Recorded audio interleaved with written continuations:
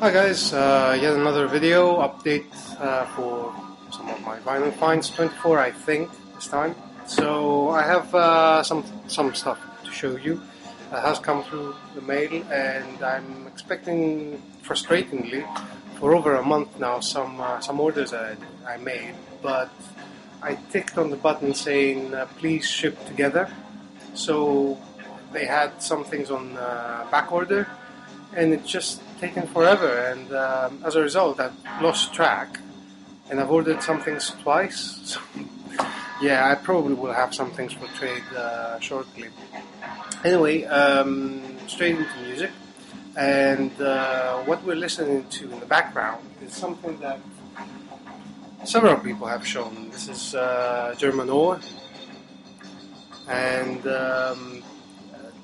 came out in 1972. Jam tracks mostly. This is the second side, which is more energetic, improvisational piece, I guess. I think this is an improvisation. I don't think that this is something that they thought of and said, "Oh, we're gonna play this and that, whatever." It's just a big, long jam track, which is really, really amazing. It's not so much krautrock, more than psychedelic music, I would say. The first track is much slower, much sludgier. It's not sludgy in the sense that you would expect, for example, from Earth, but because they didn't have that kind of sound back then. But it's really slow, and it develops slowly, and it has this kind of sludge feel to it. And if it was recorded 20 years later, or 30 years later, it would definitely be a sludge kind of track.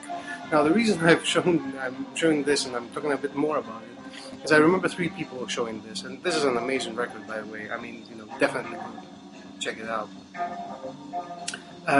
Is that I remember that Derek showed it. Probably Derek showed it. Big Star probably showed it as well. I think I remember, but the person that I do remember showing this was Mr. Fartboy 79. And I remember it because he was like, "Oh, and don't look at this Nazi-looking person. It's not Nazi music, guys. Don't be afraid of this. Go buy it. It looks tectonic and Nazi, but it's not." And yeah, obviously it's not Nazi music. And if Mr. Fartboy, I mean, if anybody gives you any shit about this record, I'll give you some historical information that I happen to know anyway. I'm no historian by any kind of me, but yeah, it's something that I do know, and it's about German music and Nazi music. So Nazi music is always associated with skinheads and hardcore bands, basically, going like, I don't know, white people are good or whatever they're talking about, which I have no idea. And but no. In reality, Nazi music was the original, if you like, Nazi music was basically pop music. And back in the 1930s, the Ministry of Propaganda actually endorsed pop music, and they endorsed it for two reasons. Reason number one was that it was German, so that you didn't listen to music from outside Germany, which was good, because everything German is good, everything outside Germany is not good, so we're the best, blah blah blah, whatever, yada yada yada. But mostly it was all about the music being safe. It was pop music. It had no kind of internal meaning or any kind of thing. It would talk about mundane things, or it would talk about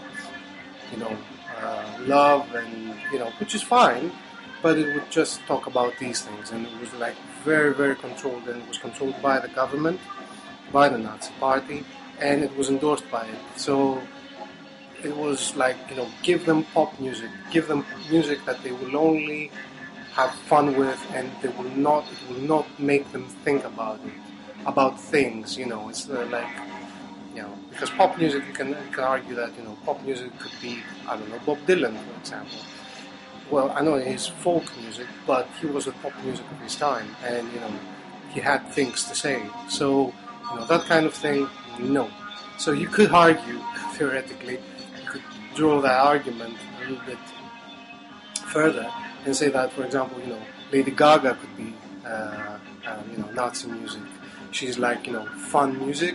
She doesn't say anything about anything. And I know that Derek had a video, and he was saying that, Lady Gaga, she said about, such and such, and use of condoms and whatever, which is, I'm not saying this to you, Derek, but this is bullshit in my opinion. I mean, this is crap. What she's saying something completely safe. I mean, it's not like 30 years ago where some artist would come out and say that AIDS, nobody knew about it. It was taboo and it was controversial. No, it's like use condoms. Yeah. So what kind of what else? What kind of divine wisdom will Lady Gaga tell us about next time? And besides, it's something that also has to do with her image.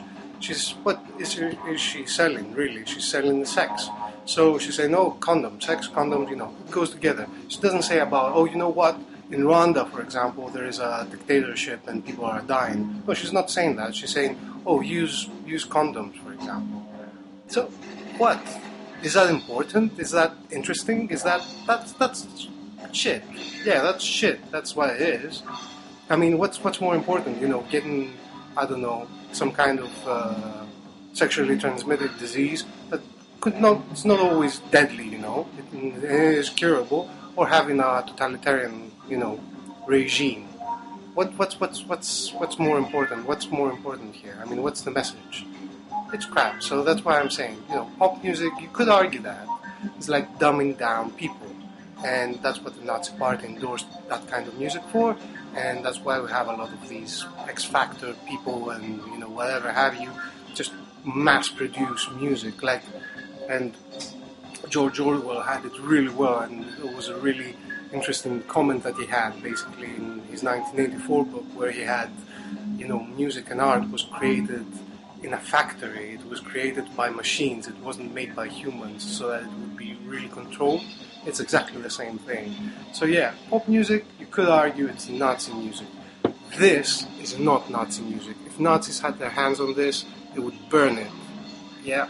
So the other kind of music that Nazis liked, and that's pretty well known, I think, was Wagner, because he was like epic and tectonic and German as well. So it gave them that kind of, we are so important and all that kind of crap.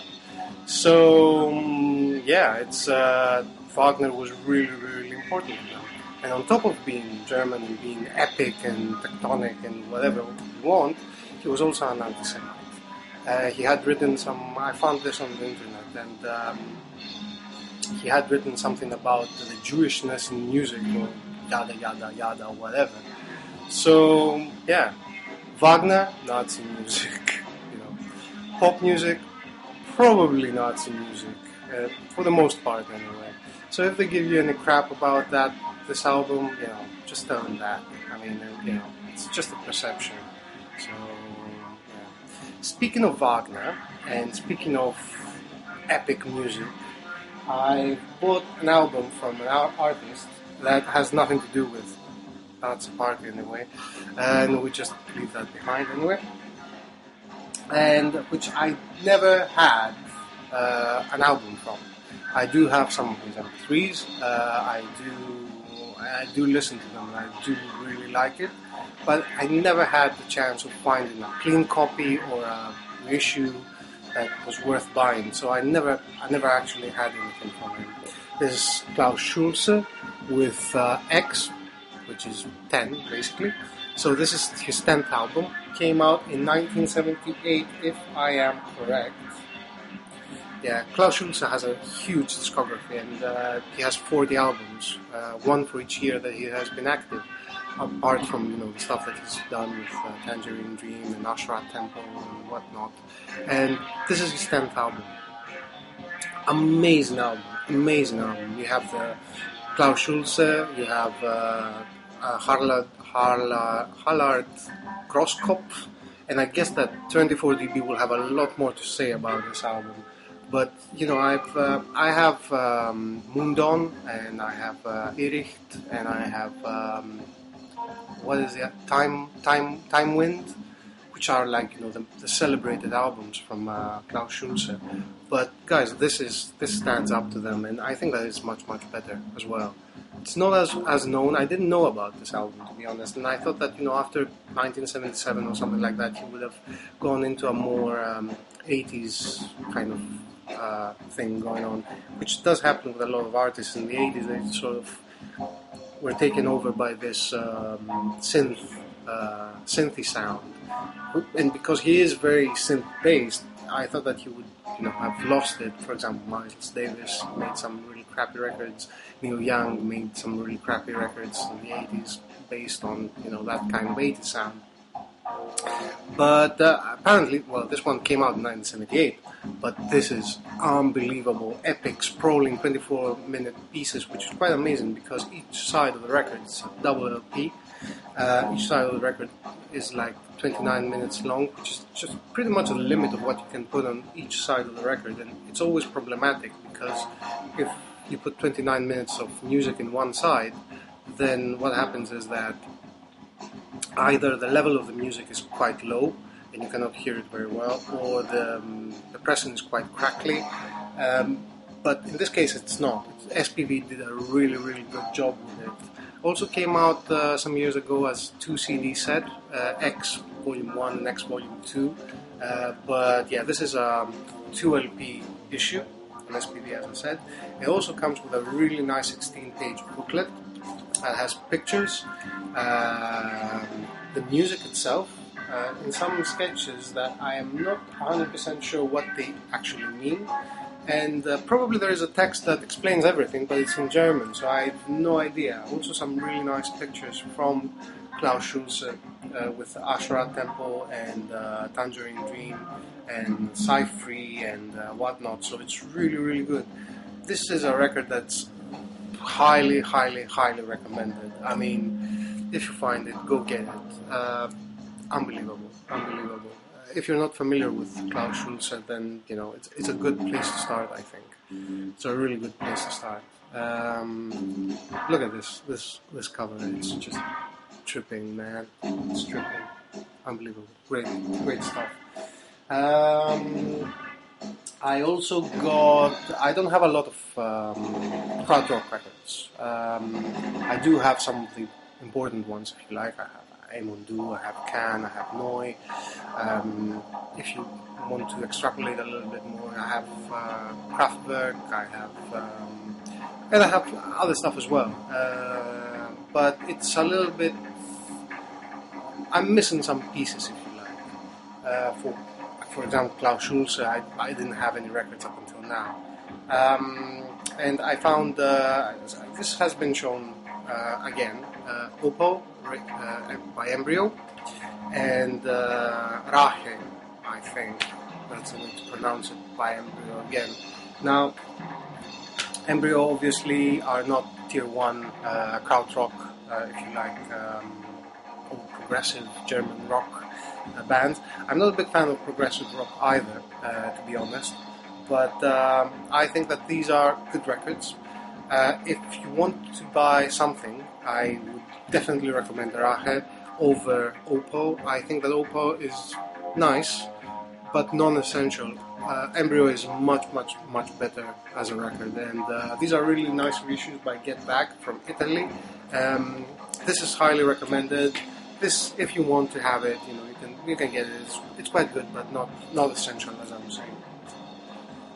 Other things that I bought recently is another thing, and this is the last thing I'm going to be showing you, is this one. This is, whoops, there you go, Date Palms, Hani Debash on Mexican Summer is a limited edition. I cannot, yeah, there you go, 59 out of 500. Excellent album, and this is, I'm going to be hard pressed to find an accurate description for the music, but what I can tell you is that it has 2 long tracks, first of all, Each side is one. The music is desert inspired, as you can see from the cover.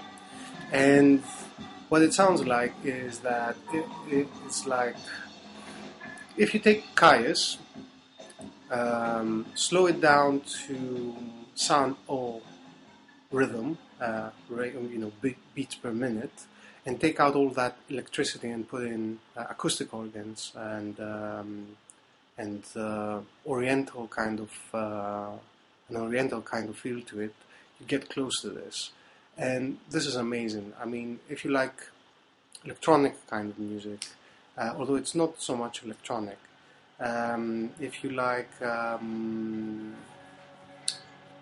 desert rock and you like psychedelic music in general, I think that you should check it out. I'm apologizing because I cannot give you a good description of it, and probably I'm not doing it much justice this way, but I definitely recommend that you check it out on MySpace or wherever it is, wherever you can find it, and it's really, really, really good.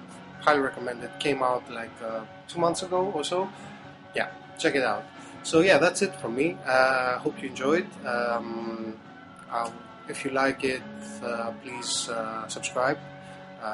Main reason, is so that you can see what's new, and I always subscribe to everybody that has videos. If you have a channel and you are watching this video and I'm not subscribed to you, please let me know. I will subscribe immediately. And above all, please do leave your comments. I love comments. I mean, that's the essence. It's not for me to come out and say that, oh, you know what, this is a good record, buy it. No, it has nothing to do with that. It has to do with interaction, and that's what I want. I want interaction. So even if you are subscribed or if you're not subscribed, please do comment. I mean, that's what I would love from you guys. So thank you very much again, and see you soon. Cheers. Bye.